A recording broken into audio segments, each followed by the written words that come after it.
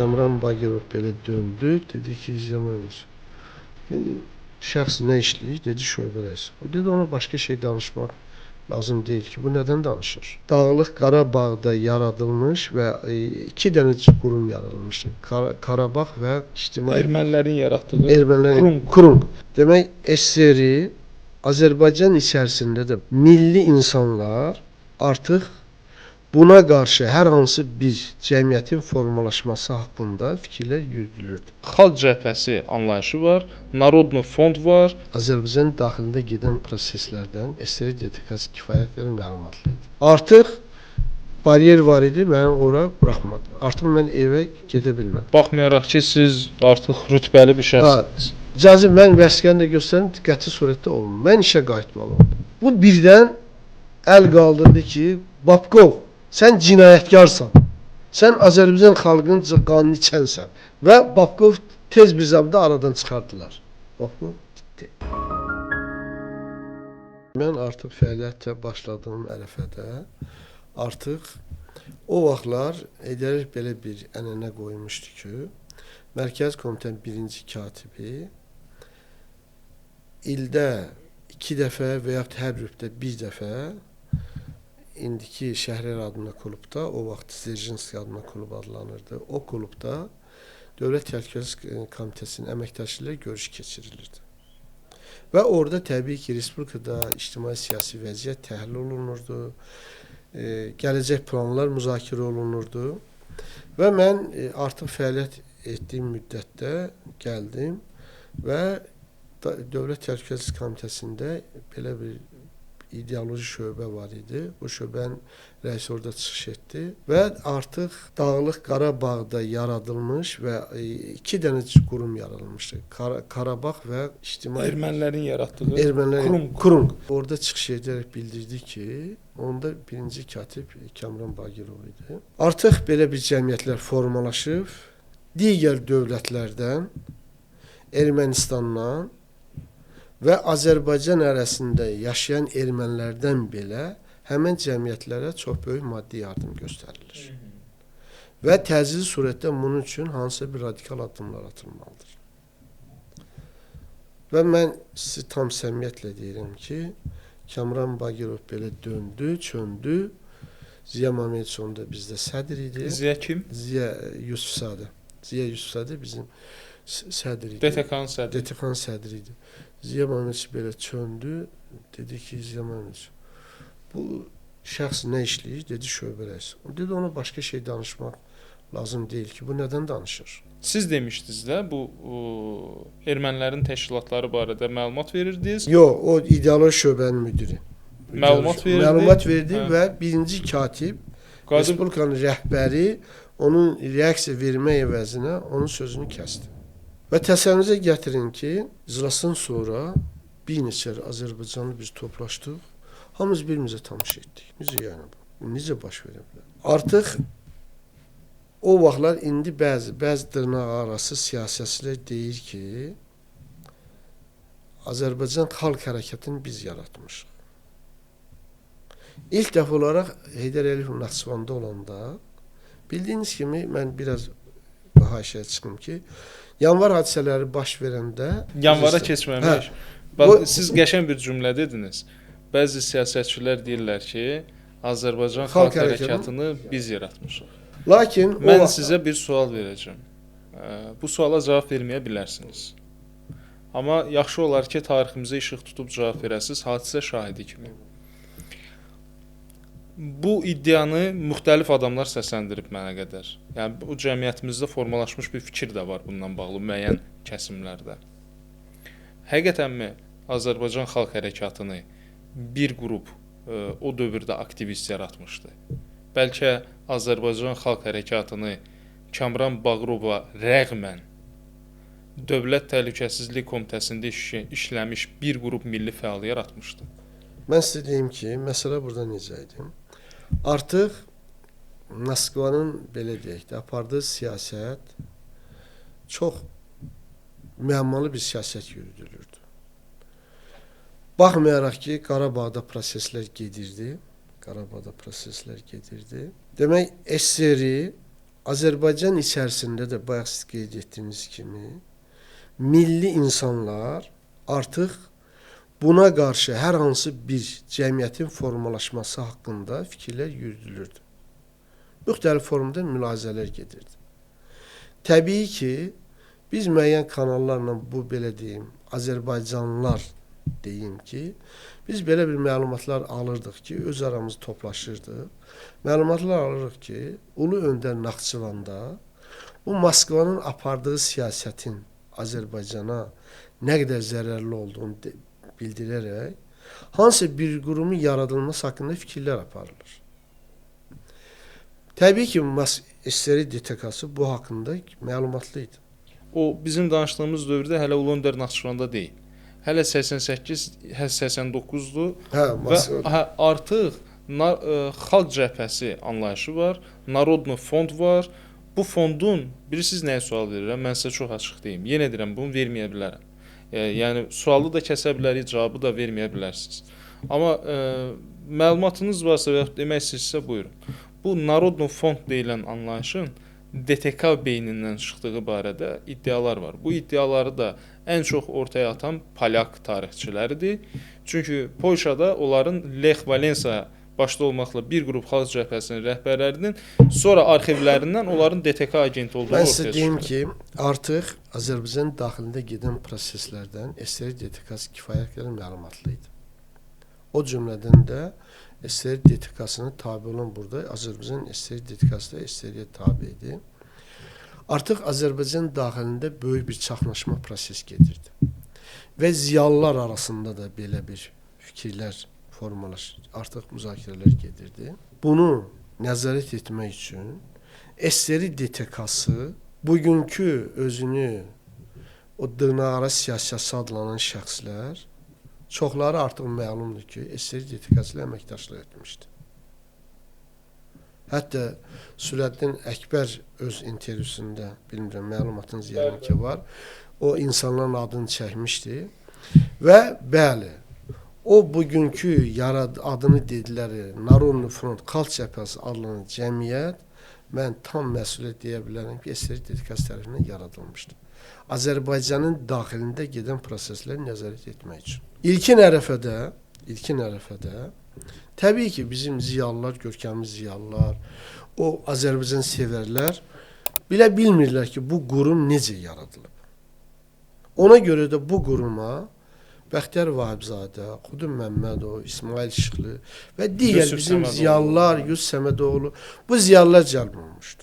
Bu ziyalılar bura könüllü olaraq və o cümlədən də bizim siyasi fəaliyyətlə məşğul olma ixtiyarımız yox idi.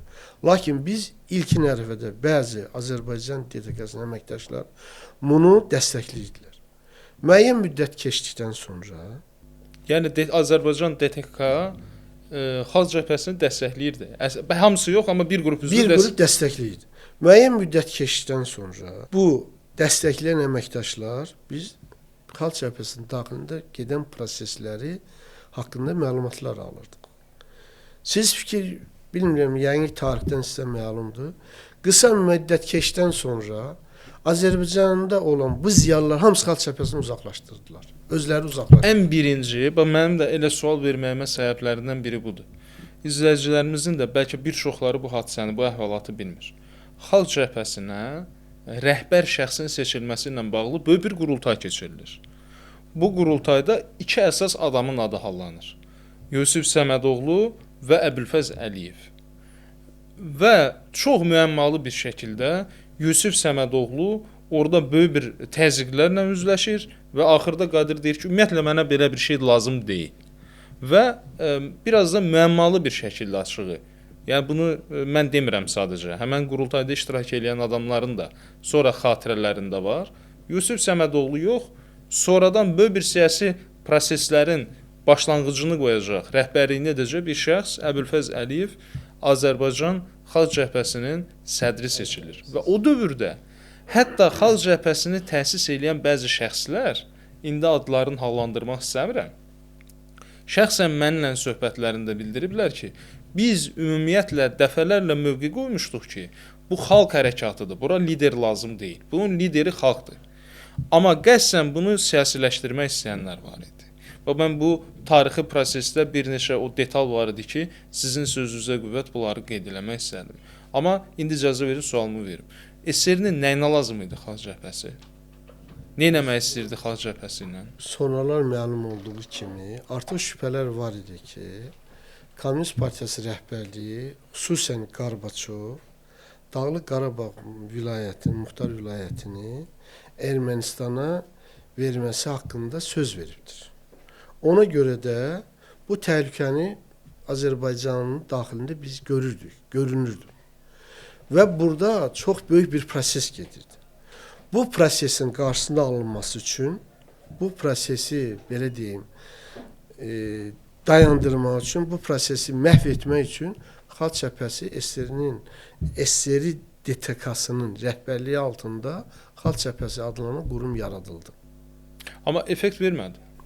Və təbii ki, maraqlıdır ki, Xalq Cəbhəsi həm burada, həm Pribaltikada, həm digər bölgələr harda yarandısa, o ölkələri daha da müstəqilləşdirdi. Məsələ nədə idi də, mən sizə deyim də. Orada da o artıq SSR DTK-sının zəifliyi idi ki, o xalq axınına qarşı onlar fikirləşirdilər ki, hansısa bir 30-cu illərdəki kimi repressiv metodlara əl atacaqlar.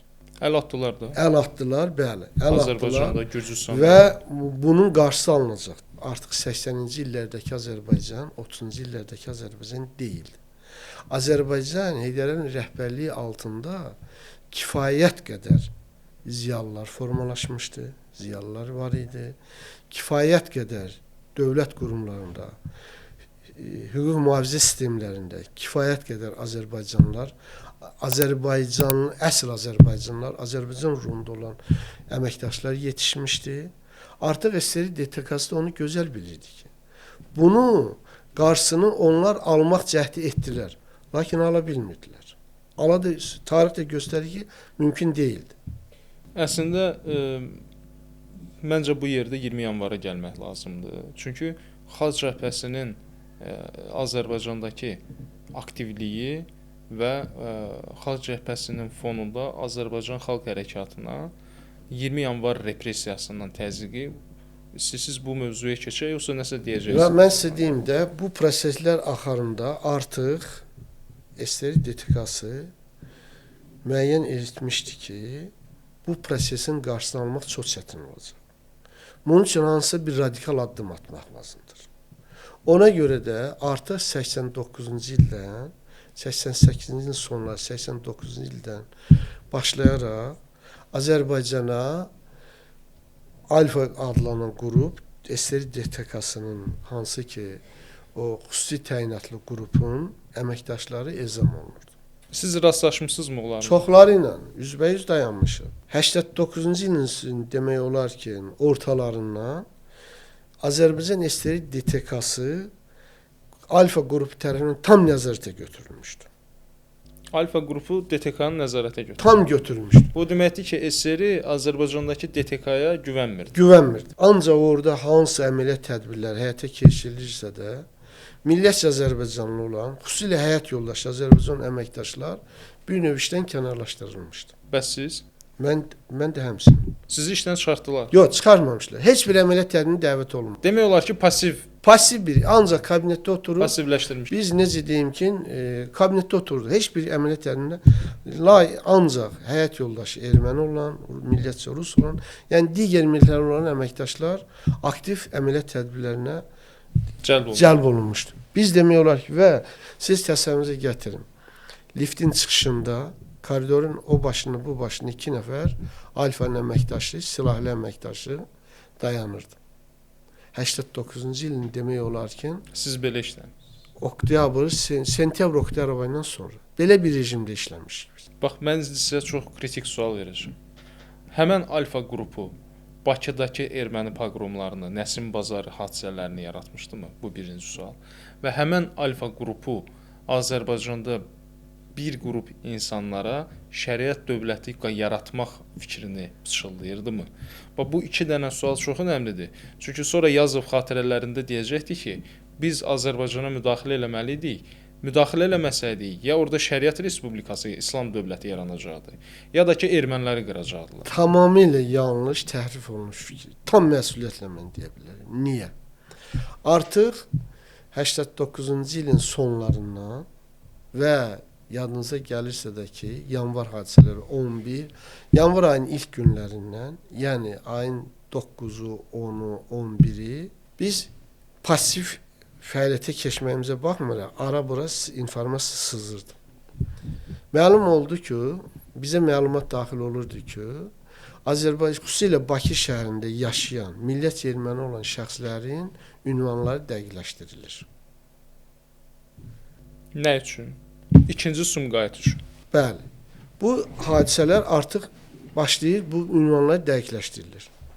Sonralar müəyyən biz artıq məlumatlar alırdıq ki, həmən Alfanın rəhbərliyi altında və Azərbaycan DTK-sına kifayət qədər rəhbər vəzifədə çalışan ordu generalı, general-leytenant, general-polkovnik vəzifəli generallar burada ezam olunurdular.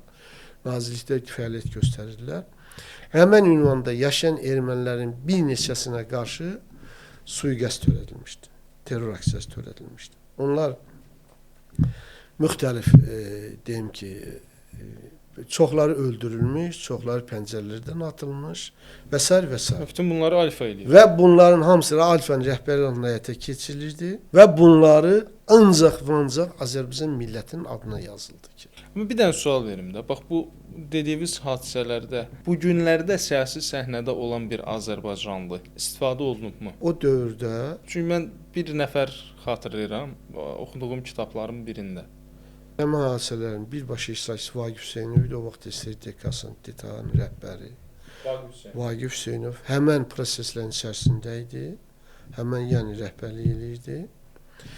Ondan başqa digər milliyyətcə Azərbaycan, lakin həyat yoldaşları, Rus, ermənilər olan digər əməkdaşlar demək olar ki, həmən proseslərin içərisində. Artıq SSR DTK-sı bu proseslərin, bu 20 burada icazə verin, mən bu prosesləri deyim ki, bu proseslər artıq belə bir imic, ictimaiyyətli imic formalaşdı ki, bu millət erməni olan şəxslərə qarşı hadisəni Azərbaycanlılar törədi. Bəli. Bunu neynəmək lazımdır? Bu Azərbaycanlıları, belə deyim ki, hansısa bir repressiv addımlar atılmalıdır. Və bunun atılmasına əsas olmalıdır axı. Əsas olmalıdır. Və həmən onların özləri tərəfindən yaradılmış o siyasilər, siyasətçilər təşkil olunmuş bugünkü hansın ki sinəsinə döyürlər ki, biz xalq hərəkatını yaratmışıq. Əli Kərimli, Əbülfəz Elçibəy, İsa Qəmbər və s. və s. Süləddin Əkbər və digərlər. Bunlar cəmaat bilirsiniz artıq komünist rejiminin ikiyüzlü siyasətindən bezmişdir. Bunlar güya buna müqavimət göstərmək üçün mitinqlərə başlaydılar və artıq bu mitinqlərdə özlərinin təşkil etdiyi, öyrətdiyi adamlar artıq bir şəriət hökumət dövlətinin qurulması haqqında fikirlər səsləndirir. Yadımdadır, o baxdığım videoların birində bir nəfər şəxs var, qışqıraraq deyirdi ki, biz mütləq ərəb əlifbasını gətirəcəyik. Biz Allah o qıraqdan da qışqırırlar. Allahu Ekber, Allahu Ekber. Bu kimə nə nümayiş etdirilirdi yəni? Bilirsiniz, bu artıq istər dünya ictimaiyyəti qarşısında, xüsusilə dünya ictimaiyyəti qarşısında göstərilməli idi ki, bunların öz radikal, repressiv addım atmasına onlar yavaş-yavaş, addım-addım yaxınlaşırdılar. Yəni, bu həqiqətən də yazıbın qeyd elədiyi məsələdə o mənada həqiqət payı var ki, içəridəki Alfa qrupu 20 yanvar üçün vəziyyəti bir il qabaqcadan hazırlayırdı ki, Azərbaycana o zərbə indirilsin. Bəli, tamamilə doğru. Bu da nə fikir daşıyırdı ki, bu Azərbaycanda elə bir radikal addım atılsın ki, digər respublikalar, digər millətlərə bu dərs olsun, digər millərə dərs olsun. Bir növ qorxutmaq, belə deyim ki, fikri artıq onlar bunu tam Amma diqqət tərs etmişlər effekt ki, verdi. əlbəttə ki. Və təbii ki, 11, 12, 13, 14, 15 yanvar hadisələrində və tarixlərində bu erməni milləti, bir neçə ermənilər öldürüldü, bir neçə ermənilərə müxtəlif formada və çox maraqlıdır ki, siz təsəvvürünüzə gətirin, bu cinayət əməlləri törədilir, lakin hansı bir formada bu cinayət əməllər şəkillər çəkilir, videolar çəkilir. Eynən Sumqayıtda olduğu kimi. Və bu bir növ nətər deyirlər, efirə verilir. Açıq etiraf eləyək ki, hansı cinayətkar törətdiyi əməli götürüb video çəkib, sonra da özünün törətdiyi əməl barədə belə deyim, ictimaiyyətə məlumat verir. Burada 2 vuraq 2-dir. Aydın məsələ idi ki, və yavaş-yavaş biz 19 yanvar hadisəsinə yaxınlaşırdıq. 19 yanvar axşamı və sonrasında nələr baş verdi? Deyim ki, biz artıq 19-undan 20-sinə keçən gecə, artıq 19-u səhər tezdən DTX-nın deyim ki, koridorlarında deyək 4 nəfər Alfanın əməkdaşı var idisə də artıq bu əməkdaşların sayı 20-yə qaldırılmışdı. Təsəvvürünüzə gətirin, bütün koridorlar, bütün mərtəbələr Alfanın əməkdaşlar, silahlı əməkdaşlar tərəfindən mühafizə olunurdu. Təbii ki, biz o proseslərin içərisində deyildik. Lakin 19-un 20-sində keçən gecə artıq gördük ki, şəhərdə hansısa bir, belə deyim, ulduzlar oynaşır. Heç biz o hadisədən bəli deyildik. 19-un 20-si səhər bizə göstəriş gəldi ki, o pasif olan əməkdaşlar artıq siyaha tərtib olunmuşdu. Onlar evlərinə gedə bilərlər. Biz artıq, belə deyim, o pasif əməkdaşlar bir toplum halında bilirdik də pasiflər kimlərdir. Və mən o dövrdə yaşayırdım 9-cu mikrorayon tərəfində, Biləcər o... Bilirəm, indi mən yaşadığım ərazi. Spus deyilən bir sahədə yaşayırdım və təbii nəqliyyat heç bir nəqliyyat işləmirdi. Mən getdim, demək 20 yanvara, o vaxt qızı 11-ci qızıl orada adlanırdı. Piyada ora getdim ki, evə gedim. Artıq mən ora çatanda çox dəhşətlə üzləşdim. Gördüm ki, burada insan əlləri, insan qolları, nə bilim, insan müxtəlif orqanları, çox biabırçı maşınlar əzilmiş bir formada. Mən sözünüzü dəhşətə gəldim. Artıq bariyer var idi, məni ora buraxmadılar. Artıq mən evə gedə bilmədim. Baxmayaraq ki, siz artıq rütbəli bir şəxsiniz. İcazə, mən vəsiqəni də göstərim, qəti surətdə olmur. Mən işə qayıtmalı oldum. Piyada işə qayıtdım. Təbii ki, mən gördüyüm hadisədən dəhşətə gəlmişdim. Təsəvvürünüzə gətirin, insan cəsədi əzilmiş bir formada yerin üzərindədir. Qan ləkələri, insan orqanları, müxtəlif orqanlar yer üzərində, əzilmiş maşınlar və s. Mən orada başladım, öz aləmdə o, belə deyim, və gördüm bir neçə o pasiv əməkdaşlar, onlar da qayıtmışdı, evə gedə bilməmişlər. Başladıq orada öz aramızda müzakirə eləmək, Qarabağ təhqirami sözlərlə, Komünist Partiyasını təhqir, yəni öz, belə deyim, daxili öz nətər deyim ki, hirsimizi başladıq büruzə verməyə. Və günün sonunda bir də kadrlar idarəsindən mənə zəng gəldi ki, iclas olacaqdır, rəhbərin iştirakı ilə müxtəlif iclasda siz iştirak etməlisiniz. Və birinci cərgədə əyləşməyiniz tələb olunur. Və tez bir zamanda biz o pasiv əməkdaşlar toplaşdıq. Mən gördüm ki, o pasiv əməkdaşlar harasa bir 7-8 nəfər biz evə gedə bilməmişdik. Bizim hamımızı birinci cərgəyə dəvət ediblər. Orada biz zarafat edirik ki, biz yəqin rəhbər təyin edəcəklər. Çünki biz belə deyək də, bu baş verən hadisəyə etiraz notasını qaldıranlarıq. Biz gəldik, artıq iclas başladı. O vaxt SSRİ-DTK-nın birinci müavini vardı. Ordu generalı Babkov, Filip Daniloviç. Vagif Hüseynovla bərabər Babkov gəldi, iclasa daxil oldu. İclası açıq elan elədilər. İclasın başlanğıcı dedilər ki, çox təəssüf ki, Azərbaycanda bu millətçilər, nə bilim, nə etmək, dövlətsiz deyən fikirləri, şəriət ölkəsi yaratmaq istəyirdilər, nə bilim, dövlət çeviriş aparmaq istəyirdilər, belə və təəssüf ki, bizim sıralarımızda da bu sıradan olan əməkdaşlarımız var. Sizi nəzərdə tutur. Bizi bu ön cərgədə əyləşən əməkdaşları nəzərdə tutur və əli ilə göstərir də bizi. Biz bir-birimizə dedik, yəni talimiz həll olunub, yəni ki, həbs olunacaq. Və bizim bir nəfər var idi, İman familiyasını unuttum, Abdullayev. Bu birdən əl qaldırdı ki, Babkov, sən cinayətkarsan. Sən Azərbaycan xalqının qanını içənsən. Siz təsəvvürünüzə gətirin. Hadisə baş verir. Bu gün Dövlət Təhlükəsizlik Xidməti İdarəsinin olan yerdə, yəni Fəxri Xiyabandan üzbəüz Dövlət Təhlükəsizlik Komitəsinin iclas zalında. Akt zalında hadisə baş verir. Bu birinci cərgədə əyləşənlər siz təsəvvürünüzə gətirin. Zalın bir 70% ayağa qalxdı. Təbii ki, Azərbaycan ayağa qalxdı və ardı sıradan hamı başladı bu Babkovu təhqir eləməyə, tənqid eləməyə. Bu artıq əks inqilab. Bu artıq bilirsiniz nə demək idi? Nazirdə böyük bir bunt qaldırdı. Artıq Vaqif Hüseynov dərk elədi ki, burada vəziyyət daha da gərginləşə bilər. Hətta tribunaya yaxınlaşanlar da oldu. Və Babkov tez bir zamanda aradan çıxardılar. Babkov itdi. Görünür ki, ehtiyat elədilər. Siz təsəvvürünüzə gətirin ki, bundan sonra 3 gündən sonra başladılar daproslar. Bizi kadrlar idarəsində dəvət etmək, hansı fikirlər.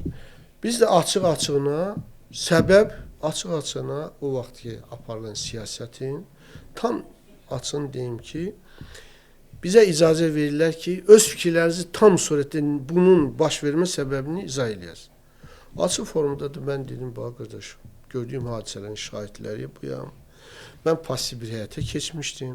Burada mənim qonşu otaqda olan əməkdaşlar iştirak edirdilər və mənə ara sıra informasiya sızırdı ki, bu millət ermənilərə qarşı olan hadisələr Azərbaycanlılar tərəfindən törədilməyib.